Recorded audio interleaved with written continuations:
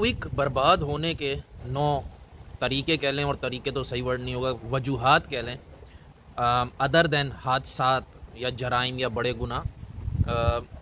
ये मैं शुरू में ही बता दूं, ये ऑब्जर्वेशन बेस्ड है, ना ये कोई इल्हामी चीज़ बताने जा रहा हूँ, ना ये कोई मजहबी गो के मज़हब ज़ाहिर इन चीज़ों को एड्रेस करता है, कानून भी करता होगा, लेकिन ये मेरी ऑब्जर्वेशन बेस्ड है कि चीज़ें हैं कि यार ये काम अगर कोई कर जाए तो वो बहुत क्विकली बर्बाद होगा, बहुत क्विकली होगा।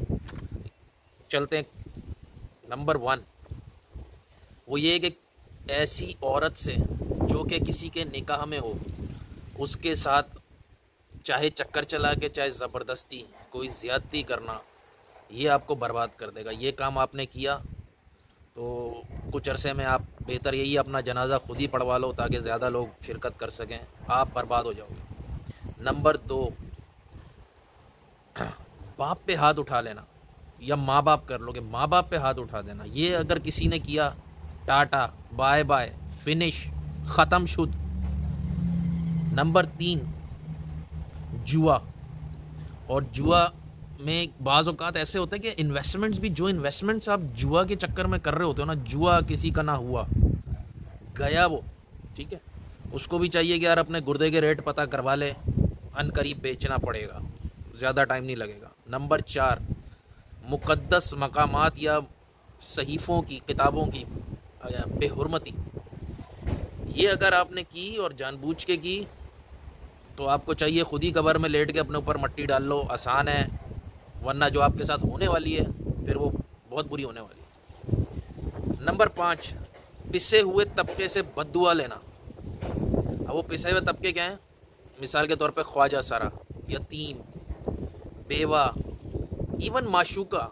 अब ये पिसे हुए से मुराद ये नहीं कि यार वो चलते हुए वो जी उसको उसने 10 रुपये मांगे थे, नहीं दिए, उसने बद्दुआ दे दी, लग गई, मर गए ना।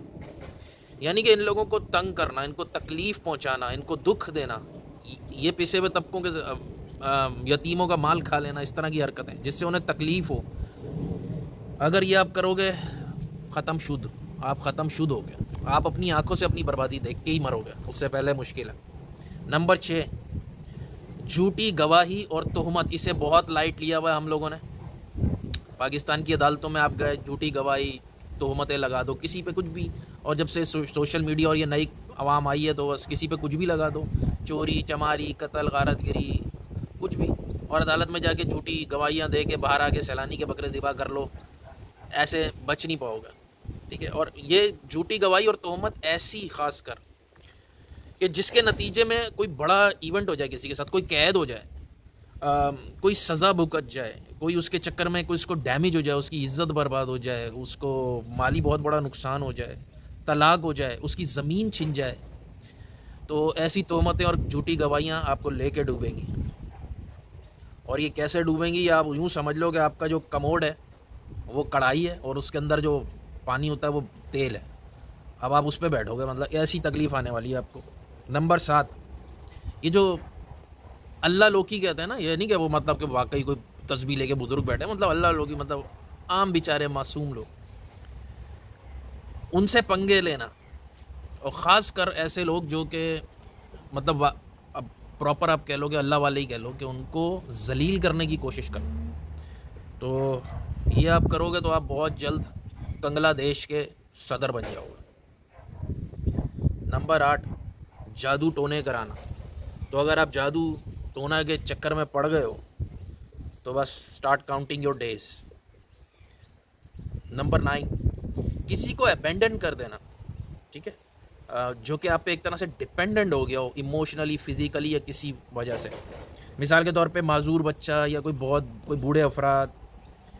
एक बहुत ही कॉमन चीज़ है पाकिस्तानियों में या औरों में भी होगी, लेकिन आजकल लोग कर रहे हैं, उसको बुरा नहीं समझ रहे। वो ये कि आप बाहर गए, आपने किसी गोरी से, किसी नीली से, पीली से शादी की और उसको अबेंडन कर दिया फिर, या उसका बच्चा भी हो गया, उस बच्चे को भी अपनी ज़िंदगी बनाने के लिए किसी की ज़िंदगी आपने बर्बाद की या ज़िंदगियाँ बर्बाद की।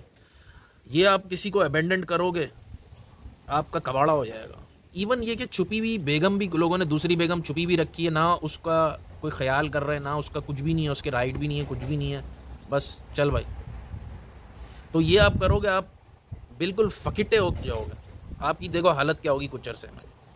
फ़कीटिस्तान के, बल्कि आपको शहरियत मिल जाएगी अगर आप ये गोरी और बच्चे कर करके छोड़ो ना, आपको मिलेगी शहरियत फ़कीटिस्तान की।